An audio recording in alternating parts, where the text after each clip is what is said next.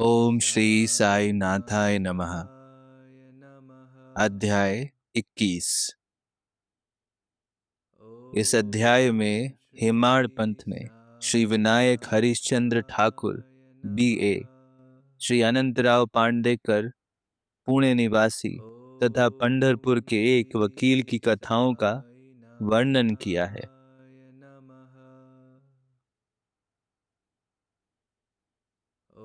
ये सब कथाएं अति मनोरंजक हैं। यदि इनका सारांश मनन पूर्वक ग्रहण कर उन्हें आचरण में लाया जाए तो आध्यात्मिक पथ पर पाठकगण अवश्य अग्रसर होंगे। प्रारंभ। ये एक साधारण सा नियम है कि गत जन्मों के शुभ कर्मों के फल स्वरूप ही हमें संतों का सानिध्य और उनकी कृपा प्राप्त होती है। उदाहरणार्थ हेमाड़ पंथ स्वयं अपनी घटना प्रस्तुत करते हैं। वे अनेक वर्षों तक बंबई के उपनगर बांद्रा के स्थानीय न्यायाधीश रहे। पीर मौलाना नामक एक मुस्लिम संत भी वहां निवास करते थे। उनके दर्शनार्थ अनेक हिंदू, पारसी और अन्य धर्मावलंबी वहां जाया करते थे। उनके मुजावर ने हेमाड़ पंथ से भी उनका दर्शन करने के लिए बहुत आग्रह किया, परंतु किसी न किसी कारणवश उनकी भेंट उनसे ना हो सकी। अनेक वर्षों के उपरांत जब उनका शुभ काल आया तब वे शिरडी पहुंचे और बाबा के दरबार में जाकर स्थायी रूप से सम्मिलित हो गए। भाग्यहीनों को सत्य समागम की प्राप्ति कैसे हो सकती है? केवल वे ही सौभाग्यशाली हैं जिन्हें ऐसा अवसर प्राप्त हो। संतों द्वारा लोक शिक्षा। संतों द्वारा लोक शिक्षा का कार्य चिरकाल से ही इस विश्व में संपादित होता आया है। अनेक संत भिन्न भिन्न स्थानों पर किसी निश्चित उद्देश्य की पूर्ति के लिए स्वयं प्रकट होते हैं। यद्यपि उनका कार्यस्थल भिन्न होता है, परंतु वे सब पूर्णतः एक ही हैं। वे सब उस सर्वशक्तिमान परमेश्वर की संचालन शक्ति के अंतर्गत एक ही लहर में कार्य करते हैं। उन्हें प्रत्येक के कार्य का परस्पर ज्ञान रहता है और आवश्यकता अनुसार वे परस्पर पूर्ति भी करते हैं, जो निम्नलिखित घटना द्वारा स्पष्ट है। श्री ठाकुर। श्री वी.एच. ठाकुर बीए रेवेन्यू विभाग में कर्मचारी थे। वे एक समय भूमि मापक दल के साथ कार्य करते हुए बेलगांव के समीप वड़गांव नामक ग्राम में पहुंचे। वहां उन्होंने एक कानड़ी संत पुरुष अप्पा के दर्शन कर उनकी चरण वंदना की। वे अपने भक्तों को निश्चल दासकृत विचार सागर नामक ग्रंथ का भावार्थ समझा रहे थे।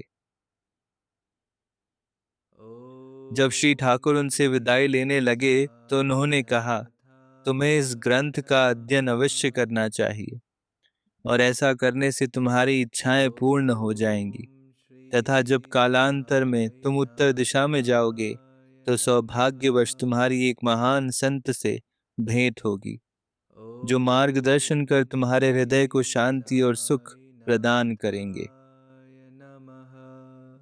बाद में उनका स्थानांतरण जुन्नूर को हो गया, जहाँ की नाड़े घाट पार करके जाना पड़ता था।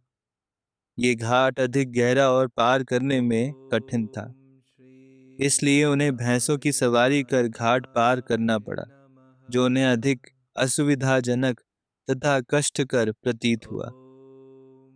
इसके पश्चात उनका स्थानांतरण कल्याण में एक उच्च पद पर हो गया और वहां उनका नाना साहेब चांदोरकर से परिचय हुआ।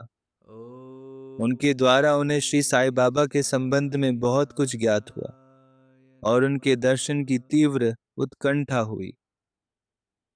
दूसरे दिन ही नाना साहेब शिरडी को प्रस्थान कर रहे थे।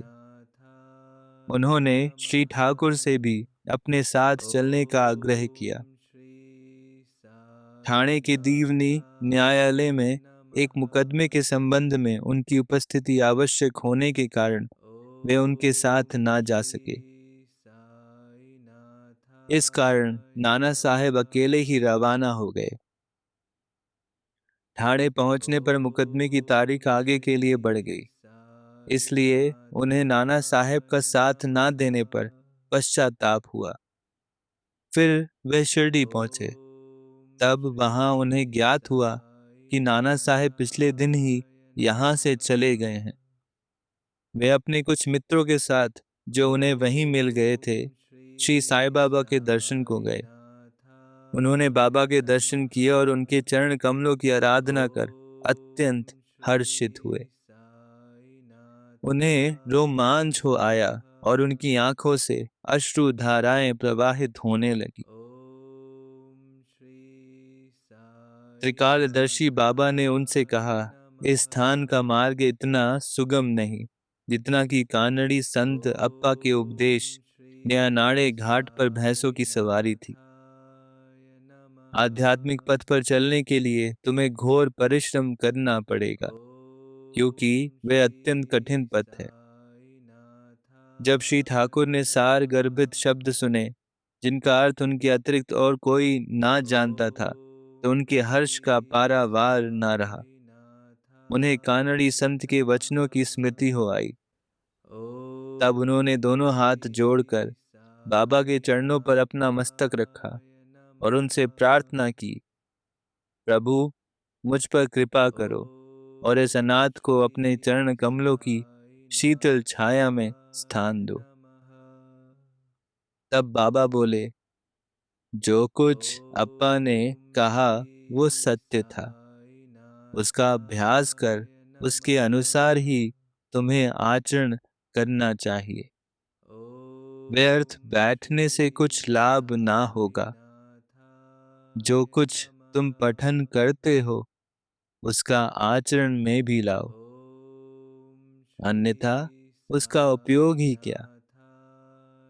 गुरु कृपा के बिना ग्रंथावलोकन तथा आत्मानुभूति निरर्थक ही है। श्री ठाकुर ने अभी तक केवल विचार सागर ग्रंथ में सैद्धांतिक प्रकरण ही पढ़ा था, परंतु उसकी प्रत्यक्ष व्यवहार प्रणाली तो उन्हें शिरडी में ही ज्ञात हुई। एक दूसरी कथा भी सत्य का और अधिक सशक्त प्रमाण है। श्री अनंतराव पाटड़ेकर। पूना के एक महाशय श्री अनंतराव पाटड़कर श्री साईं बाबा के दर्शन के इच्छुक थे। उन्होंने शिरडी आकर बाबा के दर्शन किए। दर्शन से उनके नेत्र शीतल हो गए और वे अति प्रसन्न हुए। उन्होंने बाबा के श्री चरण छुए और यथा योग्य पूजन करने के उपरांत बोले, मैंने बहुत कुछ पठन किया, वेद वेदांत और उपनिषदों का भी अध्ययन किया तथा अन्य पुराण भी श्रवण किए, फिर भी मुझे शांति ना मिल सकी। इसलिए मेरा पठन व्यर्थ ही सिद्ध हुआ। एक नीरा अज्ञानी भक्त मुझसे कहीं श्रेष्ठ है। जब तक मन को शांति नहीं मिलती, तब तक ग्रंथावलोकन व्यर्थ ही है। मैंने ऐसा सुना है कि आप केवल अपनी दृष्टि मात्र से और विनोदपूर्ण वचनों द्वारा दूसरे के मन को सरलता पूर्वक शांति प्रदान कर देते हैं। यही सुनकर मैं भी यहाँ आया हूँ। कृपा कर मुझ दास को भी आशीर्वाद दीजिए। तब बाबा ने निम्नलिखित कथा कही। घोड़े की लीद के 9 गोले। एक समय एक सौदागर यहाँ आया। उसके सम्मुख ही एक घोड़ी ने लीद की। जिज्ञासु सौदागर ने अपने धोती का एक छोर बिछाकर उसमें लीद के 9 गोले रख लिए और उस प्रकार उसके चित्त को शांति प्राप्त हुई। श्री पाटड़ेकर इस कथा का कुछ भी अर्थ ना समझ सके, इसलिए उन्होंने श्री गणेश दामोदर उपनाम दादा केलकर से अर्थ समझाने की प्रार्थना की और पूछा कि बाबा के कहने का अभिप्राय क्या है। वे बोले, जो कुछ बाबा कहते हैं उसे मैं स्वयं भी अच्छी तरह नहीं समझ सकता, परंतु उनकी प्रेरणा से ही मैं जो कुछ समझ सका हूँ वह तुमसे कहता हूँ।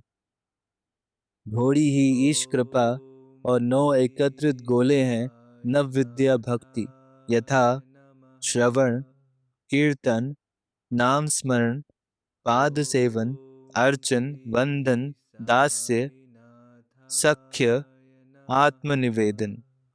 ये भक्ति के 9 प्रकार हैं।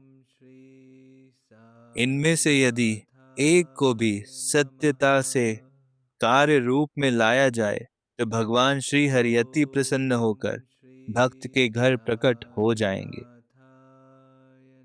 समस्त साधनाएं अर्थात जप तप योगाभ्यास तथा वेदों के पठन पाठन में जब तक एक भक्ति का संपुट ना हो बिल्कुल शुष्क ही है। वेद ज्ञानी या ब्रह्म ज्ञानी की कीर्ति भक्ति भाव के अभाव में निरर्थक है।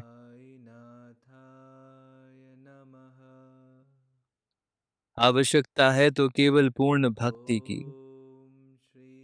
अपने को भी उसी सौदागर के समान ही जानकर और व्यग्रता तथा उत्सुकता पूर्वक सत्य को खोजकर 9 प्रकार की भक्ति को प्राप्त करो, तब कहीं तुम्हें दृढ़ता तथा मानसिक शांति प्राप्त होगी। दूसरे दिन जब श्री पाटड़कर बाबा को प्रणाम करने गए तो बाबा ने पूछा, क्या तुमने लीद के 9 गोले एकत्रित किए? उन्होंने कहा कि मैं अनाश्रित हूँ, आपकी कृपा के बिना उन्हें सरलता पूर्वक एकत्रित करना संभव नहीं है। बाबा ने उन्हें आशीर्वाद देकर सांत्वना दी, तुम्हें सुख और शांति प्राप्त हो जाएगी। जिसे सुनकर श्री पाटड़ेकर के हर्ष का पारावार न रहा। पंढरपुर के वकील। भक्तों के दोष दूर कर उन्हें उचित पद पर ला देने की बाबा की त्रिकालज्ञता की एक छोटी सी कथा का वर्णन इस अध्याय को समाप्त करेंगे। एक समय पंढरपुर से एक वकील शिरडी आए। उन्होंने बाबा के दर्शन कर उन्हें प्रणाम किया तथा कुछ दक्षिणा भेंट देकर एक कोने में बैठ वार्तालाप सुनने लगे। बाबा उनकी ओर देखकर कहने लगे, लोग कितने धूर्त हैं जो यहाँ आकर चरणों पर गिरते और दक्षिणा देते हैं, परंतु पीठ पीछे निंदा करते हैं। कितने आश्चर्य की बात है ना। ये पगड़ी वकील के सिर पर ठीक बैठी और उन्हें उसे पहननी पड़ी। कोई भी इन शब्दों का अर्थ ना समझ सका, परंतु वकील साहब इसका गूढ़ार्थ समझ गए। फिर भी वे सिर झुकाकर बैठे ही रहे। बाड़े लौटकर वकील साहब ने काका साहेब दीक्षित को बतलाया कि बाबा ने जो कुछ उदाहरण दिया और वो मेरी ही और लक्ष्य कर कहा गया था वह सत्य है। वे केवल चेतावनी ही थी कि मुझे किसी की निंदा नहीं करनी चाहिए। एक समय जब उप न्यायाधीश श्री नूलकर स्वास्थ्य लाभ करने के लिए पंढरपुर से शिरडी आकर ठहरे तो बार रूम ने उनके संबंध में चर्चा हो रही थी।